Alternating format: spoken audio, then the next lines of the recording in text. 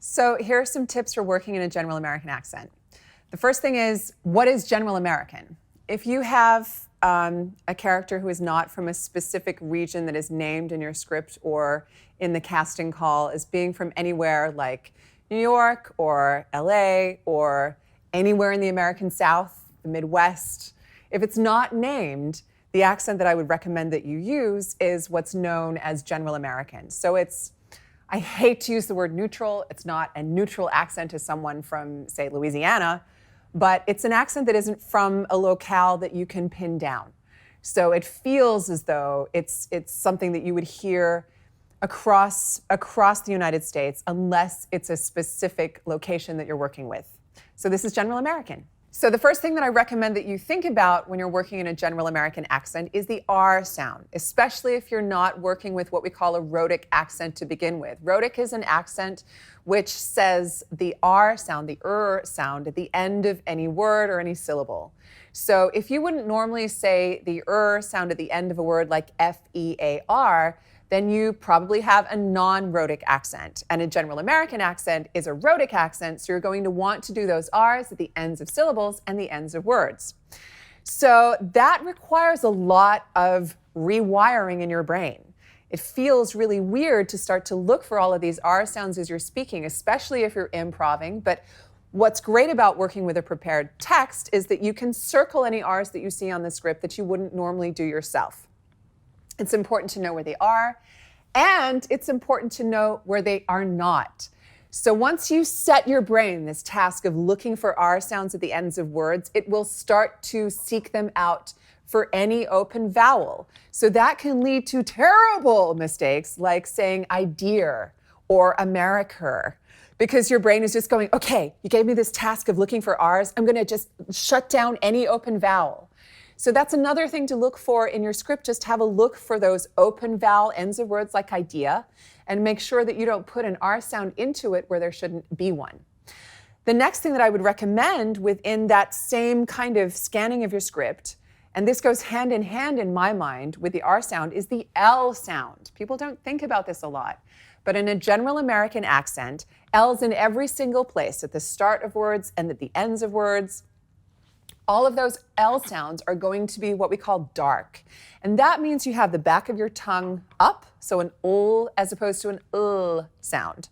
So with a dark L, it's such a muscular feeling and such a muscular sound that you're going to want to actually start to allow that to change the rhythm of your speech.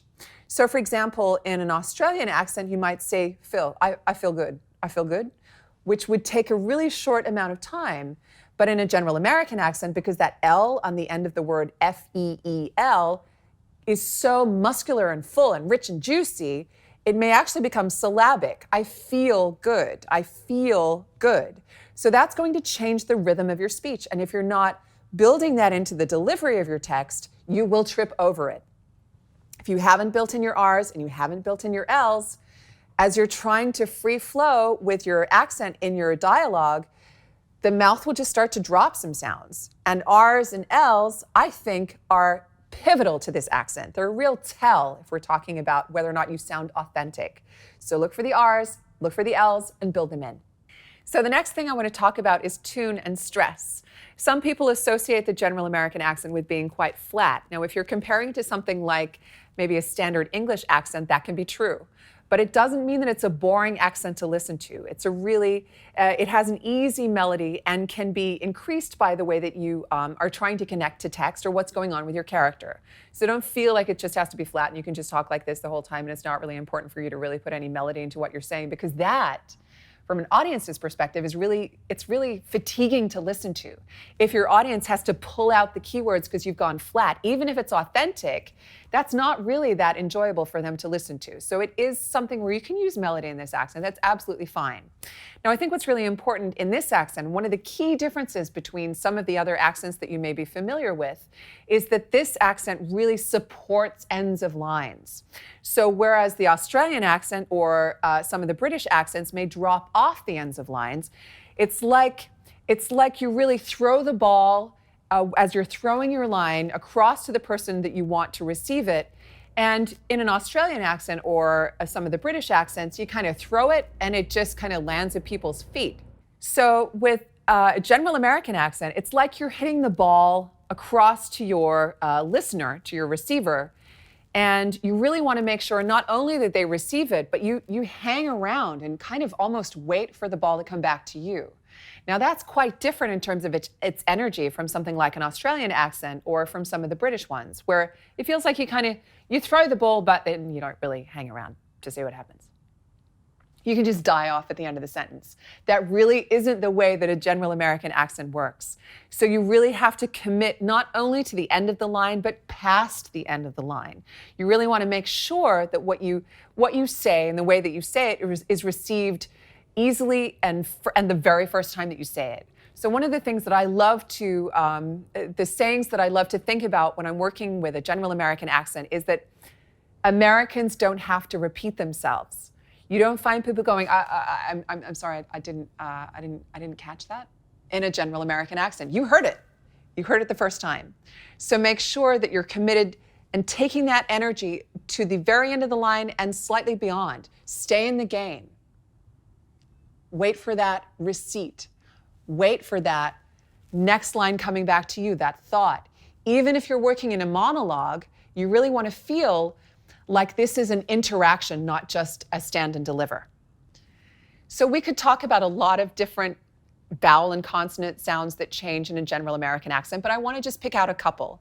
And these are the ones that are really, it's like the tells of the accent. If you're moving from an Australian accent to a general American accent, a couple of ones that you really have to watch.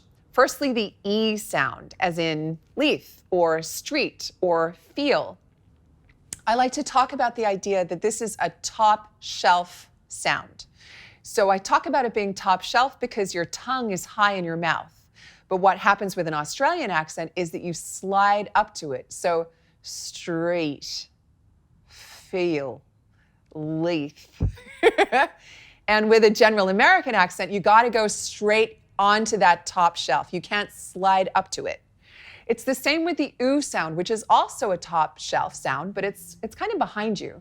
So it's at the back of the mouth as opposed to the front of the mouth. And that same concept applies. You don't want to say moon. You got to go in for moon. Yeah, it's got to be a clean position straight into that top shelf. That is a real tell in this accent. If you have any kind of slide up there, you're not going to sound authentic. So you've looked at a couple of consonant sounds, you've looked at a couple of vowel sounds, you've worked through what are the key changes in sounds from your accent going into general American. The next thing that I really recommend that you do is to put it into really embodying this dialect. So I'm going to tell you a little story. I was in New York catching a train on the subway. And because I'm used to kind of, being a little bit apologetic socially and kind of trying to be polite and letting people go in front of me. That's what I did. The train pulled up, the doors opened, and I let this person next to me go on because they seemed to know where they wanted to go, and I let them onto the train, and the doors closed and I missed it. The next train pulls in and this older woman was next to me and I thought, well, I'm not going to push it. I mean, it's busy and there's lots of people and I missed one of the trains, but I'm going to let this woman go. Of course I am. And the doors closed and I missed it. I caught the third train. I needed to take the space that was available to me. And this is a cultural shift. You just need to be present in what you're saying, present in what your character is after, what they want, what their objective is, what their actions are, depending on what terms you like to use. But this is not an accent that feels apologetic. It doesn't mean, and this is super important, it doesn't mean that it's arrogant. It's just not apologetic. So if you're working in something like let's say a standard English accent, there are kind of, and this is a bit of a cliche, but let's work with it so that we can learn from those generalizations. There's a bit of an apologetic feeling built into the way that a lot of people communicate. So an example that I like to use is the phrase, "Can you tell me the way to the train station?" Now, a British person, let's work with a cliche, might build apology into that as though it's an imposition for me to talk to this stranger and ask them to give me this information. And I'm so sorry. I just wondered if it's okay, whether we might if it's all right, I'm so sorry, but if you've got a second, I'm just a bit lost. I was wondering if you could possibly tell me the way to the train station. I'm sorry, is that okay? And then you get somebody working in a general American accent, and it's much more likely to be, can you tell me the way to the train station? It's almost like, you will tell me the way to the train station unless something goes catastrophically wrong. Let's have a clean, easy social interaction. Now that is so important if that's your starting position for working in dialogue. If you just remove that feeling like any kind of interaction could be catastrophic, and you take away that fear of failure, and you just, if something goes wrong, you work with it, but otherwise you just anticipate that a social interaction is going to go well. So you don't have that same level of apology built into the voice, built into the delivery, and built into the embodiment of what is going on with your character.